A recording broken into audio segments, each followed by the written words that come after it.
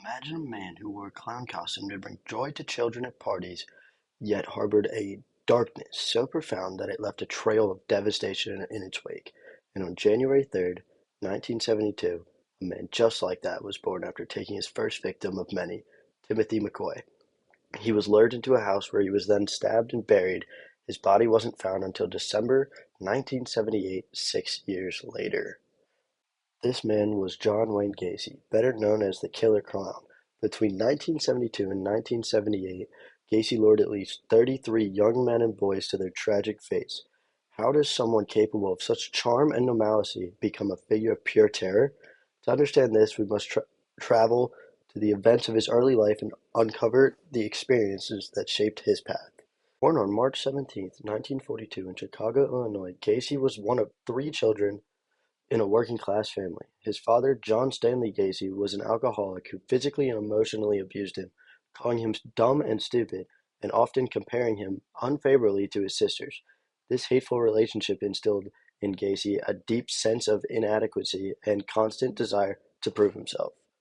During his teenage years, Gacy suffered from a congenital heart condition leading to frequent hospitalizations. His health issues further pushed him away from his peers and increased his feelings of isolation.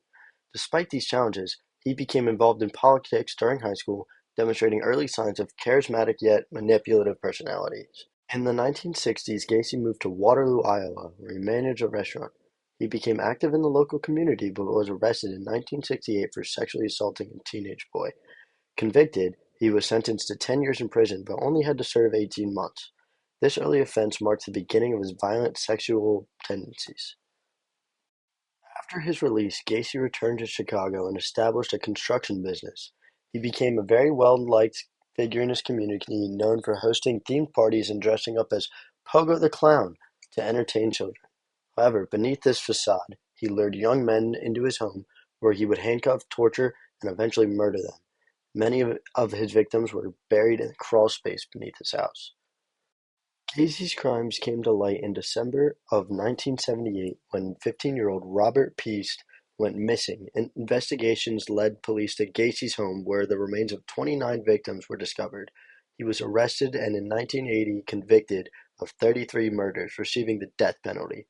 Gacy was executed by lethal injection on May 1994. John Wayne Gacy's life was a complex mess of personal insecurities, abusive relationships, and unchecked violent tendencies.